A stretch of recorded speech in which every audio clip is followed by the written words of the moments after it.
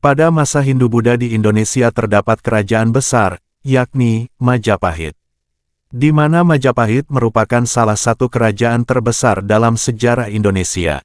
Kerajaan yang didirikan oleh Raden Wijaya sekitar tahun 1293 ini, memerintah selama 234 tahun, yakni tahun-tahun 1293 sampai tahun 1527. Selama masa kekuasaan tersebut, Majapahit telah diperintah oleh 12 raja dan 2 penguasa pada masa pos-periode. Pada masa itu kejayaan Majapahit dicapai pada masa pemerintahan Raja Hayam Wuruk atau Maharaja Sri Raja Sanagara antara tahun 1350 sampai 1389. Pada masa itu, Raja Hayam Wuruk didampingi oleh Mahapatih Gajah Mada yang tersohor akan Sumpah Palapa yang diucapkannya. Hingga sejak masa pemerintahan Raja Kertawijaya yakni Raja Majapahit ke-8, gelar Brawijaya mulai digunakan. Penyandangan gelar tersebut dilakukan sebagai sebuah strategi politik, yakni untuk memperkuat kedudukan Kertawijaya sebagai keturunan langsung dari Raden Wijaya, pendiri Kerajaan Majapahit. Mengingat, secara epistemologi berasal dari kata Bra, yang berarti raja, dan Wijaya, yang berarti keturunan Raden Wijaya. Dalam masa kekuasaan Majapahit mulai runtuh pada masa pemerintahan Raja Kertabumi, yang bergelar Raja Brawijaya ke-5. Raja Brawijaya ke-5 merupakan keturunan dari Raja-Raja Sawardana, yang bergelar Raja Brawijaya ke-2. Menyorot sosok Raja Brawijaya V, kisah menghilangnya sang raja hingga kini masih menjadi perdebatan. Mengingat, pada masa pemerintahan Raja Brawijaya V, perkembangan Islam mulai memasuki Majapahit.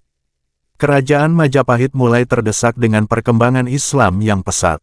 Ketua Pusat Studi Peradaban Universitas Brawijaya, yakni Muhammad Fadli mengungkapkan, ada banyak versi terkait meninggalnya Raja Brawijaya V, sang Raja Majapahit ke-7. Versi pertama, kata Fadli, Raja Brawijaya V diyakini menghilang atau dalam konsep Hindu-Buddha dikenal dengan istilah moksa.